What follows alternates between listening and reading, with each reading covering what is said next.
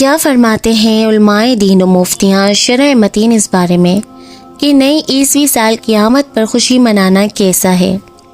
بسم اللہ الرحمن الرحیم۔ السلام علیکم۔ جواب جاننے سے قبل یہ بات ذہن نشین ہونی چاہیے کہ اسلام میں قمری نظام الاوقات کو خاص اہمیت حاصل ہے، جس کا سال جنوری سے نہیں بلکہ محرم سے شروع ہوتا ہے۔ اللہ عز و جل نے قرآن پاک میں 12 مہینوں کا تذکرہ فرمایا ہے۔ ان میں سے قمری مہینے ہی مراد ہیں اور انہیں کو اللہ عز و جل نے لوگوں کے لیے اوقات قرار دیا۔ شریعت کے کثیر احکام عبادات و معاملات مثلا روزہ، زکوٰۃ، عورتوں کی عدتیں، رضاعت، بلوغت وغیرہ بھی انہی پر مبنی ہیں۔ نیز قمری سال عرف و استعمال کے اعتبار سے بھی مسلمانوں کی علامت سمجھی جاتی ہے، اس لیے بہت عمدہ ہے کہ ہم اپنے نجی، سماجی اور معاشرتی معاملات میں حتی الامکان اس کا اعتبار کریں۔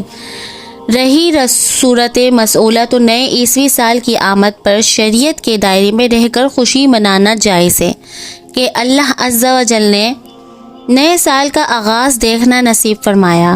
ہر سانس، ہر گھڑی اللہ عز و جل کی عطا کردہ نعمت ہے، لیکن حدود شرع کو پامال کرتے ہوئے نئے سال کی خوشی منانا، جیسا کہ اس موقع پر معزلہ، شراب نوشی، ناچ گانے کی محافل، مرد و عورتوں کا اختلاط، بے پردگی، فحاشی، آتش بازی، ہوائی فائرنگ کی جاتی ہے۔ نئے سال کا آغاز ہوتے ہی ادھم مچا کر، بلند آواز سے ڈیک لگا کر، موٹر سائیکلوں اور گاڑیوں کے سائلنسر نکال کر گلیوں اور سڑکوں پر گھومنا اور لوگوں کا سکون برباد کرنا۔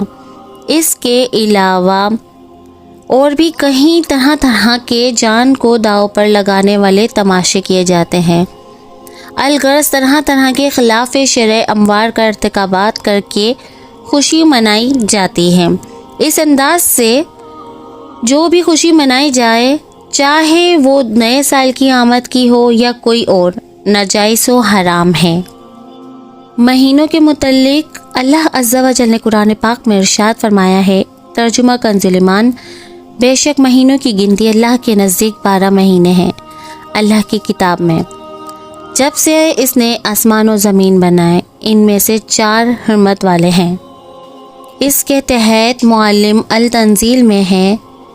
ترجمہ: اس سے مراد قمری مہینے ہیں جس کے ذریعے مسلمان اپنے روزے، حج، عیدوں اور تمام اموار کا حساب لگاتے ہیں۔ قمری نظام الاوقات کو لوگوں کے لیے وقت قرار دیا ہے۔